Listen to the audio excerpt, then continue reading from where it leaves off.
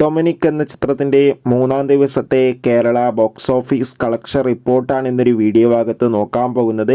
വീഡിയോയിൽ മുൻപ് video like ചെയ്യുക, ചാനൽ സബ്സ്ക്രൈബ് ചെയ്യാൻ വേണ്ടി ശ്രമിക്കുക.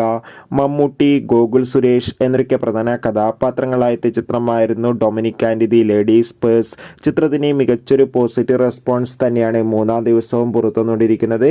അതുകൊണ്ട് തന്നെ എല്ലാ സിനിമാ പ്രേമികളും ഒരേപോലെ Dominic and the ladies purse എന്ന ചിത്രത്തിൻ്റെ കളക്ഷൻ റിപ്പോർട്ട് അറിയാൻ വേണ്ടി കാത്തിരിക്കുകയാണ്. ഫൈനലി ചിത്രത്തിന്റെ മൂന്നാം ദിവസത്തെ ഏറ്റവും പ്രധാനപ്പെട്ട കേരള ബോക്സ് ഓഫീസ് കളക്ഷൻ റിപ്പോർട്ടൊക്കെ പുറത്തുവന്നിരിക്കുകയാണ്.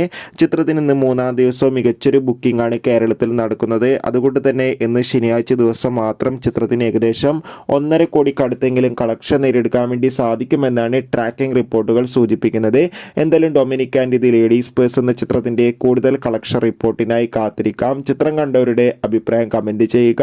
അപ്പോൾ അടുത്തൊരു വീഡിയോയിൽ കാണുമ്പോൾ എവർക്കും ബൈ.